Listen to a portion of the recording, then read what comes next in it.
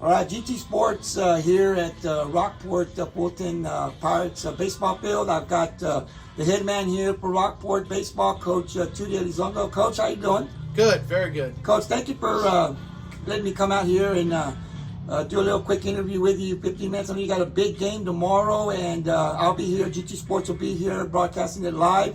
But I wanted to get kind of your thoughts on the big game. But before we get to that, I want to talk about the district, Coach. And you guys are doing really well in district. You're undefeated. It started out with Calhoun. You had to go up to Calhoun, and you had to play a really tough Calhoun team. These guys took the series from you guys last year. You get a big win on the road, extra innings. I thought the boys played really well. Just want to get your thoughts on that game and how well the boys played in that game.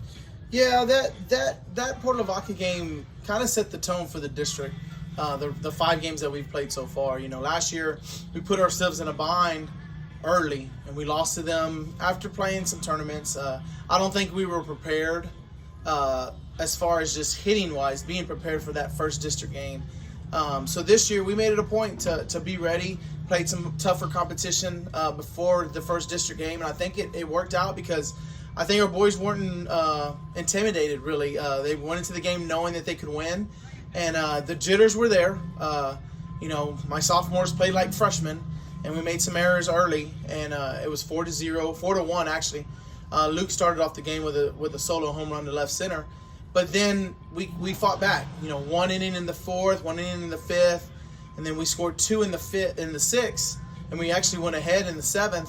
And, you know, they just battled. We had to go an extra inning, and we ended up holding on 7-5. And I thought that was huge for us because our momentum just shifted.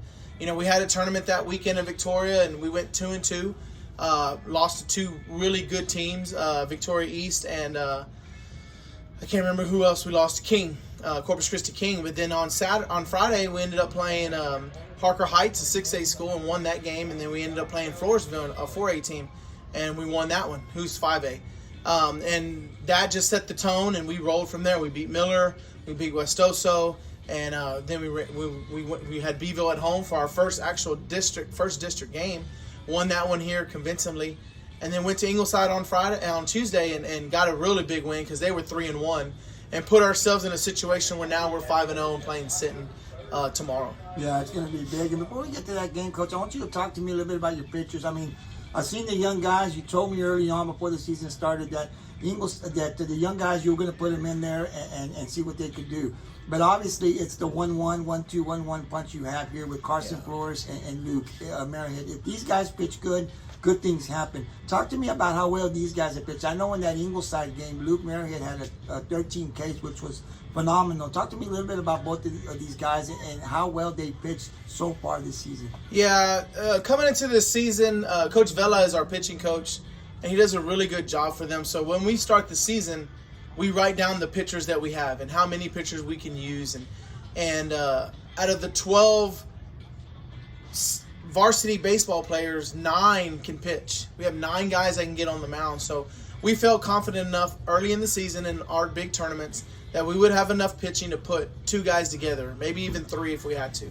And it actually was successful. You know, we depend and we rely on Carson Flores and Luke Merrihead, which is respectful because they were our dudes last year. And so when you have those 2 there, you still have to have guys behind them because they're not going to be able to pitch 7 complete innings every game. And one thing I took away from last year when we did play Meadville in the first round of the playoffs, they always had a guy that was ready to go behind their starter. And the coach actually told me, he goes, "Coach, we've done this all year, where my starter goes 4 or 5, and I bring in a guy for the 6th and 7th, or I bring in a guy just to close it to get some mound time." And so we've been able to kind of implement that and do that for this year, and it's been successful. You know, Carson's been lights out as well, and I think Luke has been really good, really phenomenal. Where this last game against Ingleside on Tuesday, you know, he did pitch 7 complete innings and had 13 Ks, but the thing that stands out to us is he only had 78 pitches. So 78 pitches in a 7-inning game, that's 11 pitches an inning. And to us, that's awesome. That is exactly where you want to sit, between 12 and 15 an inning, and you can go farther in the game. So that's been successful. You know, and the other pitching staff, you know, we can go with Ian McPherson. We can go with Trent Upham, the other 2 seniors. the two lefties that have contributed. Then you got some younger guys. You got Kyle Novak, who's a junior, who came out of basketball and came right into the tournament play and got some innings on the mounds. Then you have Ace Cyber, one of our sophomores, who's our catcher. Then you have Javi Vela, who's pitched really well in our tournament games and throws strikes. And then you have Isaiah Elizondo, who can come in and throw strikes as well. Doesn't throw as hard as the other guys, but can throw strikes and get you some good innings. And then you have the freshman. You have Sean Howe, who can come in and do some work. And if they can do that, man, it's sky's the limit there, and everything can roll from there. Coach, Sean Howe's been doing really good. And I always ask the guys when they come on the podcast to talk to me a little bit about Sean Howe, because I hear a lot of good things. I don't know the kid very well, but in the times that I've seen him pitch this year, he's done some really good things. And it's just exciting to see what this guy's going to be able to do. If you're a Pirate fan, and you need to come out and watch these guys and watch this kid in particular, because he's doing some really good things here as a freshman. Yeah, I was fortunate enough to see Sean Howe play when he was 10, 11 years old. He actually played with my son's travel team out of Corpus, the Oilers. And Sean came in and he worked. He wasn't coordinated enough early in his body where he could trust his front side as a pitcher. And of course, his dad, Coach Howe, used to be the head coach here and was a pitcher in college. And him and Coach Howe and his dad have worked really hard just to get his mechanics down. And I contribute that to Coach Howe, I contribute that to Coach Vela, and just Sean being coachable to where he wants to learn and be a good pitcher and come in games that are situations to us that you would do with a junior or senior who has a lot of experience on the mound. And Sean's take it with a grain of salt, man. And we've asked him to go in, and yes, sir, and he comes in and does his work. And he's a hard worker, and I'm blessed to have him on the team, and we look for a lot of success from him, especially, once this season's over, and now we got to have a number one guy come in, and I think Sean Howe can be that guy. Man, he's pitching pretty good in the games I've seen, Coach. And now we got to get to the question, right? Everybody wants to know. You got tomorrow night, big game here at Rockport. You got Sinton coming in 5-0, undefeated in district. Rockport-Fulton 5-0, playing at home. Last year, Coach, I went to the game over in Sinton. Man, it was a 1-0. It was the two great pitchers dueling it out. They got a 1 run on you, and they ended up winning 1-0. Of course, they came in second half, and they really put it to us. But these guys got 1 year under their belt. Got some young guys, but they got 1 full year now. What can we expect tomorrow night here? Yeah, tomorrow night's going to be exciting. It's going to be our second district home game that we've had, and there'll be people here. The excitement was, when we played here against Beeville, we had a good crowd. The cheerleaders came out. We had a lot of parents come out. A lot of little league kids come out, and it was exciting. And the boys were a little nervous at first, and then they kind of relaxed. And I told them, I said, the atmospheres are going to get better and better every time you succeed, every time you win.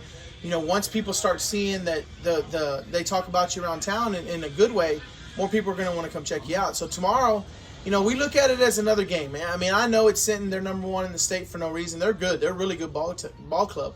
But I think we're really good too. I really think that we have chemistry. We have the right pieces that can go places, and we'll be ready to battle. The first time we played them over there last year, yes, it was 1-0.